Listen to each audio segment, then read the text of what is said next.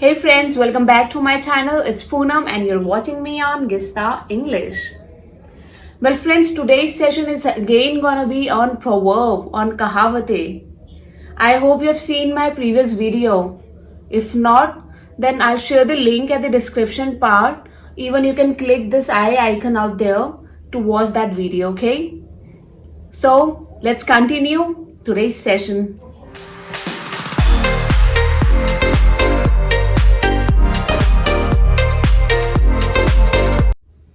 दूर के ढोल सुहावने, इसे हम इंग्लिश में बोलते हैं grass on the other side always looks greener. Grass on the other side always looks greener. Well this is a situation, this is a very common situation actually. आपको जैसे कि दूसरों की जिंदगी, दूसरों की लाइफ ज्यादा इंटरटेनिंग लगती है, ज्यादा अच्छी लगती है, ज्यादा क्लासी लगती है रैदर देन अपनी लाइफ से. आपको लगता है आपके फ्रेंड्स का घर कितना अच्छा है, आपके फ्रेंड्स की फैमिली कितनी अच्छी है, बट आप कभी अपने घर को, अपनी फैमिली को अप्रिशिएट नहीं करते. So this is that situation. Okay, so how you say grass on the other side always looks greener. जो होता है अच्छे के लिए होता है. इसे हम इंग्लिश में बोलते हैं everything happens for good. Everything happens for good. For example, आपके साथ बहुत बुरा हुआ, बहुत गलत हुआ, बट स्टिल आप अपने आप को पॉजिटिव रखने के लिए, मोटिवेटेड रखने के लिए ये यूज करते हैं. जो होता है अच्छे के लिए होता है. मे बी इसके पीछे कोई अच्छा सा रीजन हो. मे बी भगवान जी ने हमारे लिए बहुत अच्छा सोचा हो in future. So in that situation you use this proverb. Everything happens for good. सुबह का भूला अगर शाम को घर वापस आ जाए तो उसे भूला नहीं कहते. इसे हम इंग्लिश में बोलते हैं it's never too late to mend.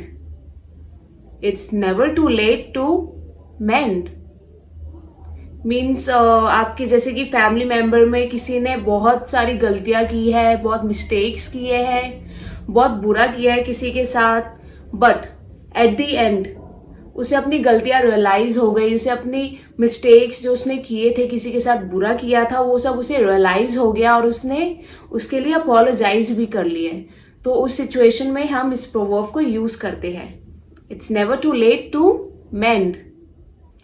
Well, this is a very common proverb used by almost every doctors.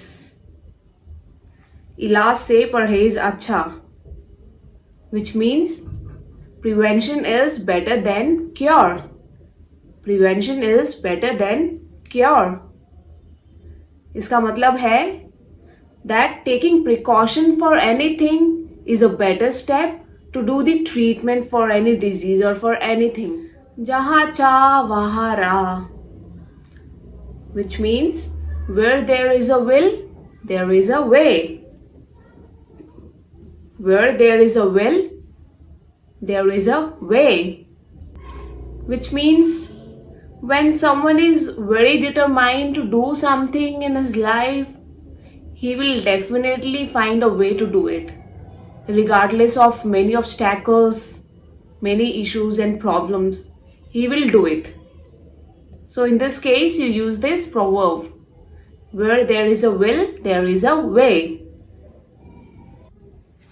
जैसा देश वैसा भेष. फ्रेंड्स, इसे हम इंग्लिश में कहते हैं While in the Rome, do as the Romans do. While in the Rome, do as the Romans do. Which means like आप जैसी सिटी में है, जैसे सोसाइटी में रह रहे हैं या जैसी कंट्री में रह रहे हैं, you should try to grab the lifestyle of the people who are staying at the same place in the same society और in the same country. Like how they eat, how they speak, what they wear, blah blah blah, all these things. Yes, so in this case, what do you say? While in the Rome, do as the Romans do. जैसा करोगे वैसा भरोगे. Which means As you sow, so shall you reap. As you sow, so shall you reap. Friends, this proverb is very much related to karma. I hope everyone knows about karma, which means if you do good to people, that will come back to you. But if you do bad to people, that will also gonna come back to you one day. So friends, कभी किसी का बुरा नहीं करने का. Always be nice to people. बूंद बूंद करके तालाब भरता है. फ्रेंड्स, इसे इंग्लिश में कहते हैं little drops make the ocean. Little drops make the ocean. Well, आपने ये हिंदी में बहुत ही सुना होगा कहावत अपने मम्मी पापा के मुंह से. जैसे ही आपके खर्चे बढ़ जाते हैं, मतलब आपकी शॉपिंग वॉपिंग कुछ ज्यादा ही हो जाती है, तो आपके घर पे आपके मम्मी पापा सर पे खड़े होके ये जरूर बोलते होगे, बूंद बूंद करके घड़ा भरता है, तालाब भरता है, इतने खर्चे मत करो, दीवार के भी कान होते हैं. इसका इंग्लिश है even walls have years. Even walls have years. Well, this proverb is used in a situation when you are talking to someone secretly on a secret note.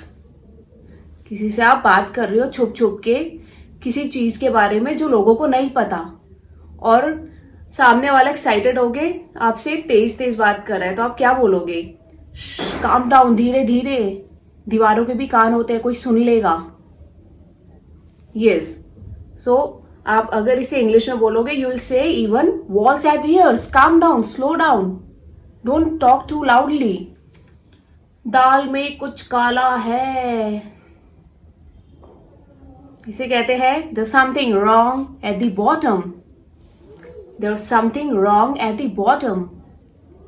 Well, this proverb is used in a situation when you find something weird around you, when someone's behavior is very different or something is very undigestible for you. आप कुछ चीज को digest नहीं कर पा रहे, आपको कुछ गड़बड़ लग रहा है अपने आगे पीछे, ऐसे सिचुएशन में किसी के बात करने के वे में आपको कुछ गड़बड़ लग रहा है कि कुछ बात नहीं बता रही है, she is trying to hide something. तो उस केस में आप इस प्रोवर्ब को यूज करते हैं, इस कहावत को यूज करते हैं. Like this wrong something at the bottom. She is not telling me the truth और she is not telling the whole story. Guys, hope आप सबको ये सारे प्रोवर्ब समझ आए हो. ये fears, then start using them in your conversations in English to sound more attractive. Okay?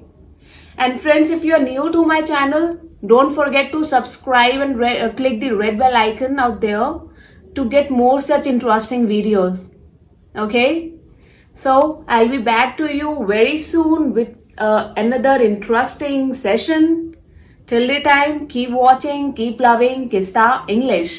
See you soon.